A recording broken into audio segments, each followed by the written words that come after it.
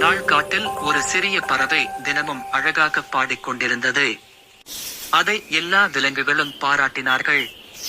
அதை பார்த்து ஒரு காகம் சொன்னது, "நீ இப்படியே பெருமையாய் பேசிக்கொண்டே இருந்தால் ஒரு நாள் யாரும் உன்னை கேட்க மாட்டாங்க."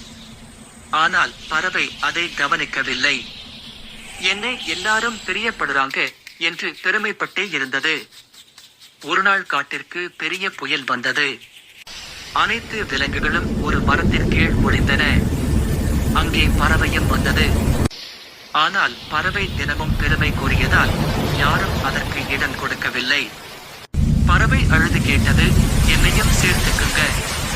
அப்போதுதான் அது உணர்ந்தது, பெருமை காட்டினால் நண்பர்கள் கூட நம்மை விட்டு விடுவார்கள். நெறி.